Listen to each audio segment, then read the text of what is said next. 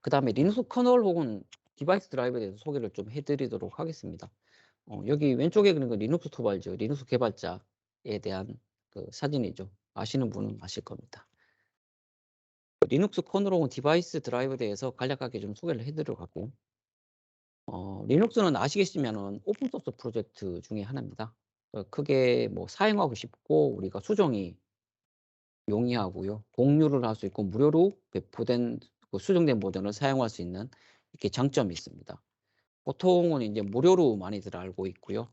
상업적인 용도로는 사용할 수 있지만은 만약에 상업적인 용도로 사용할 수 있거나 사용할 경우에 아래에 있는 GPL은 LGPL, BSD 라이센스 정책에 따라서 기본적인 것은 무료지만은 이러한 정책들에 따라서 약간의 로열티를 지불할 경우도 있습니다. 그래서 이런 라이센스 정책들이 있다라고 이렇게 참고로 하시면 되겠습니다. 마이크로칩 리눅스를 사용할 수 있을 경우에는 아래와 같은 부팅 순서를에 따라서 이렇게 부팅을 하게 되는데요. 왼쪽 그림을 보시면은 아시겠지만 NPU의 경우에 그 NPU 내부에 있는 롱 코드가 실제로 처음에 먼저 웨이크업을 하게 되고요. 그 다음에 부트스트랩, 유부트, 리눅스 커널, 루트 파일 시스템을 로딩한 형태로 부팅이 되게끔 되어 있습니다. 그래서 이러한 순서로 리눅스는 부팅하는 과정들을 거치고요. 오른쪽 그림 같은 경우에는 리눅스가 실제로 구동되는 동작되는 일반적인 리눅스 구조에 대해서 설명을 하고 있습니다. 리눅스는 기본적으로 커널 스페이스하고 유저 스페이스 영역으로 구분을 할 수가 있고요. 커널 스페이스는 우리가 소위 말하는 드라이버 땅에 해당되는 구동하는 부분들이 실제로 나타나고, 유저 스페이스 같은 경우에는 우리가 실제로 어플리케이션이 동작되는 부분들을 보통 우리는 유저 스페이스라고 이렇게 말을 합니다. 그 다음에 리눅스 프로세스에 대해서 간단하게 설명을 해드리도록 하겠습니다. 그 프로세스는 하나의 어떤 프로그램처럼 동작을 합니다. 그래서 이런 것들을 리눅스에서는 프로세스라고 하고요. 리눅스에서 프로세스는 각각의 어떤 유니크한 아이디를 가지고 있고 PS 명령으로 우리가 리눅스 커널에서 PS 명령을 사용해서 현재 우리가 어떠한 프로세스가 구동 중인지를 확인을 해볼 수가 있습니다.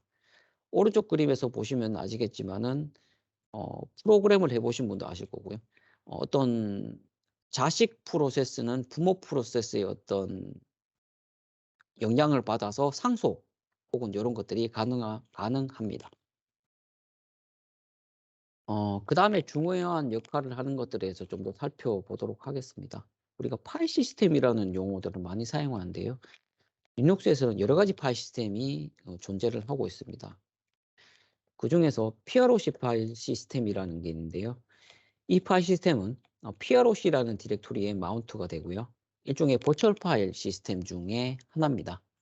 그리고 이 파일 시스템은 현재 구동 중인 프로세스 정보들을 포함하며 아래에 보시는 어떤 커맨드라든지 디바이스에 대한 정보들, 그리고 CPU 정보, 메모리 정보, 인터럽트 정보, 각각의 IO 정보들을 실제로 이 파일 시스템에서 관리를 할 수 있습니다.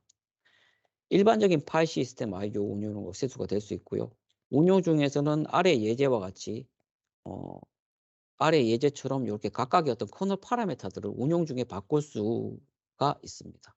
이런 것들을 참고로 하시면 될 것 같아요. 하지만 우리가 이 파일 시스템을 사용하기 위해서는 우리가 리눅스 커널을 빌드할 때 커널 컨피그레이션 중에서 proc_fs라는 파라미터를 yes로 해야지 실제로 이 파일 시스템을 사용을 할 수가 있습니다. 그 다음에 시스 파일 시스템이라고 하는 것이 있는데요. 이 시스템 파일 시스템 같은 경우에는 시스 디렉토리에 마운트가 되고요. 커널에서 유저 스페이스로 정보를 전달하는 역할을 합니다. 그리고 커널 서브 시스템이라든지 디바이스 혹은 디바이스 드라이버에 해당되는 정보들을 가지고 있습니다. 마찬가지로 운영 중에 커널 파라미터를 바꿀 수가 있고요. 커널을 우리가 컴파일할 때 sysfs라는 옵션에서 yes를 해야지 우리가 사용할 수 있도록 커널이 컴파일이 되게끔 되어 있습니다. 마지막으로 디버그 파일 시스템에 대해서 살펴보도록 하겠습니다. 디버그 파일 시스템은 우리가 디버그를 위해서 특별히 설계된 파일 시스템으로 램을 사용합니다. 어떤 정보의 제약이 없고요. 마찬가지로 우리가 커널을 컴파일할 때 디버그 언더바이 ps라는 컨피그레이션을 yes로 해야지 실제로 사용할 수 있도록 사용을 할 수가 있습니다. 주로 우리가 디버깅을 할 때 많이들 사용을 하죠. 그래서 디버깅을 좀 더 쉽게 하고 싶으시면은 보통 커널에서 이 옵션을 사용해서 어 해야지 디버깅에 대한 정보들을 좀 더 쉽게 할 수가 있습니다. 그다음에 우리가 그 런 레벨이라는 게 존재를 하는데요. 뭐 아시는 분은 아시겠지만은 그 유닉스 시스템 같은 경우에는 런 레벨이 5단계를 가지고 있고요. 리눅스 같은 경우는 6단계 혹은 7단계에 해당되는 런 레벨을 가지고 있습니다. 우리가 혹은 3단계에 해당되는 부분들을 살펴보시면은 런 레벨 3단계는 우리가 네트워크 관련된 기능들이 웨이크업이 되면은 런 레벨 3단계까지 올라왔다고 말을 하고요. UI까지 이렇게 되면은 우리가 런 레벨을 5단계까지 왔다라고 요렇게 말을 합니다. 그래서 이런 런 레벨에 따라서 우리가 리눅스라는 커널이 부팅이 된다라고 요렇게 참고로 하시면 될 것 같습니다. 앞에서 몇 가지 유용한 그 리눅스에서는 여러 가지 유용한 명령들이 있는데요. 몇 가지 리눅스에서 사용하는 유용한 명령들에서 살펴보면은 소개를 해 드리도록 하겠습니다. dmessage라는 명령인데요. dmessage를 사용해 가지고 우리가 시스템 부트로그 및 커널 메시지를 볼 수가 있습니다. 그래서 우리가 어 포팅이라든지 리눅스 커널을 포팅이라든지 디바이스 드라이버를 포팅할 때 dmessage라는 명령을 사용해 가지고 어떤 부분에서 문제가 있는지 이런 것들을 아주 간략하게 볼 수 있는 방법이 있습니다. 그때 dmessage라는 명령을 사용해 가지고 우리가 디버깅을 해 볼 수가 있고요. 그리고 ps라는 명령이 있습니다. ps라는 명령 같은 경우는 현재 실행 중인 프로세스를 확인할 때 사용하는 명령 중에 하나로서 우리가 윈도우 시스템에서는 태스크 매니저와 유사합니다. 그래서 오른쪽에 보시면은 PSAU라는 옵션을 줘 가지고 현재 리눅스 커널에서 어떤 프로세스가 동작되어 있는지, 프로세스 아이디는 뭔지 이런 것들을 실제로 확인을 해 볼 수가 있습니다. 그다음에 탑이라는 명령을 사용해 가지고 현재 구동 중인 프로세서를 확인을 할 때 사용을 할 수가 있습니다. 앞에서 사용한 명령과 차이점이 있다라고 탑 같은 명령에는 1.5초마다 리플래시 해 가지고 요렇게 프로세서 정보들이 갱신되는 게 요렇게 차이점이라고 볼 수가 있습니다. 그다음에는 캐시라는 명령이 있는데요. 캐시라는 명령 같은 경우에 어떤 파일에 대한 정보들을 우리가 콘솔로 얻을 때 캐시라는 명령들을 사용할 수 있고요. 우리가 현재 사용하는 CPU 정보들을 뜰 때 cat proc cpu info라고 하면은 CPU 인포 파일에 해당되는 정보들을 이렇게 뿌려줘 가지고 현재 우리가 사용하는 CPU 정보가 어떤 것든지 그리고 메모리 인포라고 해 가지고 현재 메모리에 대한 정보가 얼마만큼의 메모리를 사용하고 있는지 얼마만큼 총 용량이 얼마인지에 대한 구체적인 정보들을 이렇게 확인을 할 수가 있습니다. 그리고 우리가 풀이라든지 df 명령을 이용해 가지고 메모리가 얼마만큼 남아 있는지 어떤 파일 시스템이 마운트가 되어 있는지에 대한 정보들을 확인할 수가 있습니다. 마운트라는 명령을 통해서 현재 마운트되어 있는 파일 시스템을 이렇게 확인할 수가 있고요. 하드디스크 용량이라든지 각각의 파일 시스템에 대한 정보들을 아래쪽에 보시면 이런 식으로 확인을 할 수가 있습니다. 그리고 현재 사용 중인 인터럽트를 확인할 때는 이렇게 인터럽트에 대한 부분들을 캡 명령을 통해서 뿌려주고 있는데요. 아래쪽 그림에서 보시면 아시겠지만 현재 사용 가능한 시스템 인터럽트에 대한 정보들을 얻을 때 이러한 방법으로 어떤 것들이 사용이 되고 있는지 등에 대한 정보들을 이런 식으로 확인을 할 수가 있습니다. 그러면 제가 리눅스 디바이스 드라이버 쪽으로 좀 더 살펴보도록 하겠습니다. 리눅스 디바이스 드라이버에 대해서 간략하게 좀 더 살펴보도록 할게요. 우리가 리눅스 디바이스 드라이버는 우리가 리눅스 커널 3.0를 기준으로 좀 많은 변화들이 일어났습니다. 그리고 3.0 이상에서 리눅스는 우리가 디바이스 트리라는 개념을 이용해서 우리가 그 드라이버가 구성이 되어 있고요. 커널은 우리가 하드웨어의 어떤 디스크립션 저 이상 정보를 포함하지 않습니다. 리눅스 3.0 이상에서는 기본적으로. 그래서 어떤 정의에 대한 정보들이 어 분리된 파일, 그러니까 바이너리 파일 하나에 따로 분리가 되어 있습니다. 이 파일을 우리는 DTB 파일이라고 말을 하고요. 우리가 부트로도, 그러니까 부트스트랩이라든지 유부트에서 두 개의 어떤 바이너리 파일을 로딩하게끔 그렇게 구조가 좀 바뀌었습니다. 암 프로세서의 어떤 디바이스 트리에 해당되는 파일들은 이 디렉토리에 위치가 되어 있고요. 파일에 대한 확장자는 DTS라는 파일로 이렇게 되어 있습니다.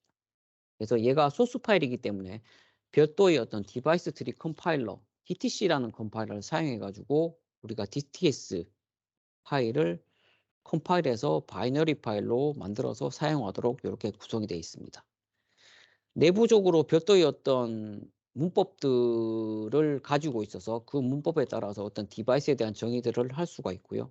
컴포터블 속성을 가진 스트링이 실제로 드라이버 쪽으로 바인딩이 되어서 우리가 사용이 되도록 이렇게 구성이 되어 있습니다. 이러한 것들이 디바이스 트리에 구성이 되어 있고 커널 3점대 이상에서 이런 식으로 바뀌었다라고 참고로 아시면 될 것 같습니다. 그러면 리눅스 커널 3점대 이전에는 어떻게 되어 있었냐 하면은 이 그림은 리눅스 커널 2점대의 어떤 리눅스 드라이버 쪽에 해당되는 일부 코드를 나타내고 있는데요. 왼쪽부터 이렇게 쭉 보면 아시겠지만 각각의 어떤 디바이스에 해당되는 정의들이 아주 이렇게 선형적으로 이렇게 되어 있죠. 구조적으로. MMC, I2C, 기타, LCD라든지 터치라든지 이런 식으로 터치라든지 이러한 드라이브 이렇게 구성이 되어 있습니다. 그래서 2점대에서 보시면은 이렇게 막 이런 그 디바이스에 대한 정의들이 하나의 파일에 이렇게 구성이 되어 있었습니다. 근데 3점대로 넘어오면서 앞에서 말씀드린 디바이스 트리라는 개념들을 도입해서 이러한 방법으로 약간의 어떤 문법적인 구조를 취하면서 이렇게 구성이 되어 있습니다. 제일 위쪽에 보시면은 우리가 유사트 1번이 어떤 메모리 먼지에 위치하고 컴퓨터 속성이 어떤지, 그리고 밑에 보시면 메모리 관련된 부분들, 그리고 LCD와 관련된 부분들이 이러한 식으로 어떤 문법에 의해서 이렇게 정의가 된 것들을 볼 수가 있습니다. 그래서 3점대로 넘어가면서 이렇게 약간의 어떤 데이터베이스화 되었다라고 이렇게 참고로 하시면 될 것 같습니다. 그래서 3점대로 넘어가면서 이 디바이스 트리 파일로 약간의 변화가 생겼는데요. 이렇게 변화가 됨으로 해가지고 디바이스 드라이브에 해당되는 파일들이 기본적으로는 이렇게 아주 단순화돼 가지고 사이즈가 많이 준 것들을 볼 수가 있습니다. 그래서 관리들을 좀 용이하게 하기 위해서 데이터베이스화 되었다라고 이렇게 아시면 될 것 같습니다. 어, 리눅스 디바이스 트리 파일에 대해서 좀 더 살펴보도록 하겠습니다. 그림에서 보시듯이 리눅스 디바이스 파일들은 소스 파일인 DTS 파일을 기본으로 해가지고 C 언어에서와 마찬가지로 이러한 헤더들을 포함하고 있고요. 서브 파일 중에 하나인 DTSI라는 파일들을 이렇게 인클루드 해가지고 어떤 아주 구체적인 스페시픽한 그런 정의들을 이렇게 해가지고 코드들이 구성이 되어 있습니다. 이 DTS 파일들이 위치한 파일들은 디렉토리는 이러한 디렉토리에 위치가 되어 있고요. 이 DTS라는 파일을 컴파일해주기 위해서 DTC라는 컴파일러를 사용을 합니다. 그래서 DTC라는 컴파일러를 사용해가지고 DTB라는 우리가 디바이스 트리 바이너리 파일을 만들어내서 우리가 부트스트랩 혹은 부트로드에서 사용하게끔 이렇게 구조가 되어 있습니다. 그러면은 앞에서 디바이스 트리에 대해서 약간 개념적인 부분들을 설명을 했는데요. 좀 정리를 해보면은 이렇게 다음과 같습니다. 디바이스 트리 파일에 대해서 좀 정의를 해보면은 커널은 우리가 더 이상 하드웨어에 대한 디스크립션을 포함하지 않습니다. 우리가 2점대 같은 경우에는 디바이스 트리 파일에 디바이스 드라이버에 우리가 하드웨어에 대한 어떤 디스크립션이나 이런 것들이 구체적으로 명시가 되어서 이렇게 구성이 되는데요. 3대 이상에서는 디바이스 트리 파일이라는 개념들이 도입해 가지고 이러한 정보들을 실제로 DTB라는 파일로 분리돼서 별도로 관리하도록 이렇게 바뀌었습니다. U부트는 디바이스 트리 파일들을 관리함으로 해 가지고 말씀드렸듯이 두 개의 파일, 커널하고 DTB 파일들을 별도로 이렇게 로딩하게끔 바뀌었고요. 암 관련 DTS 파일들이 저장된 위치는 이 디렉토리에 위치가 되어 있습니다. 말씀드렸듯이 DCC라는 DTC라는 컴파일러가 별도로 이렇게 존재를 하게끔 되어 있습니다. DTS 파일에서 컴포터블 속성을 가진 문자열이 드라이버 단에서 이렇게 바인딩이 돼가지고 동작되는 구조를 가지고 있고요. DTS에서 OK라는 속성을 가진 드라이브 디바이스가 실제로 커널이 빌드가 돼서 생성이 될 때 우리가 사용할 수 있도록 그 인클루드가 되게끔 그렇게 구성이 되어 있습니다. 그래서 리눅스 커널이 업데이트가 돼서 이런 디바이스 트리라는 개념들이 도입됐고 이러한 방법으로 특징들을 가지고 있다는 걸 이렇게 참고로 아시면 좋을 것 같습니다. 그 다음에 몇 가지 유용한 정보들에 대해서 좀 더 소개를 해드리도록 할게요. MPIO라는 거에 대해서 잠깐 소개를 해드릴 건데요. 일종의 유틸리티 중에 하나입니다. 파이썬 기반의 API 프레임워크이고요. 마이크로칩에서 우리가 특별히 MPU 하드웨어 주변 장치에 쉽게 액세스할 수 있도록 파이썬 기반으로 만들어진 일종의 유틸리티 중에 하나입니다. 그래서 문서화가 좀 잘 돼 있는 그런 장점들이 있습니다. MPIO라는 유틸리티를 이용해서 여러 개의 어떤 페리페럴 디바이스들을 이렇게 쉽게 접근해 가지고 프로그램을 해볼 수가 있고요. SPI라든지 PWM, 뭐 LED, GPIO, I2C 이런 인터페이스들을 간단하게 아래 코드처럼 쉽게 우리가 접근해 가지고 사용을 해볼 수 있습니다. 그래서 최초에 간단하게 프로그램을 할 경우에 우리가 MPIO라는 유틸리티를 이용해 가지고 쉽게 사용할 수 있다라고 참고로 아시면 될 것 같습니다. 기본적으로 우리가 마이크로칩 리눅스를 빌드를 하면은 MPIO라는 유틸들이 포함이 되어 있지만은 만약에 포함이 안 되어 있다라고 하면은 별도로 우리가 어, 소스 코드를 구해 가지고 넣는 작업들이 필요한데요. 이러한 링크대에서 MPIO라는 유틸들을 다운로드를 받을 수가 있습니다. 그리고 뭐 좀 쉽게 설치를 하시려고 하시면은 PIP라는 명령을 이용해 가지고 이러한 방법으로 설치를 할 수가 있습니다. 이런 링크들로 가시면은 MPIO에 해당되는 어떤 식으로 사용해야 되는지 유저 가이드 혹은 인스톨 가이드를 이렇게 확인을 해볼 수가 있습니다. 그러면은 MPIO라는 유틸리티를 이용해가지고 그래서 좀 전에 소개해드린 솜보드에서 우리가 온도 센서를 간단하게 켜고 끄는 이런 예제들을 간단하게 코드를 짜보면은 우리가 간단하게 왼쪽 그림에서 보시면 아시겠지만 MPIO라는 라이브러리 임포트를 하고요. 각각의 이벤트를 설정을 하고 우리가 인풋 때는 어떤 값들을 그냥 리드를 함으로 해가지고 오른쪽 그림에서 보시는 바와 같이 각각의 온도 센서에 해당되는 어떤 값들을 출력할 수 있도록 이렇게 아주 간단하게 짤 수 있는 그런 장점들이 있습니다.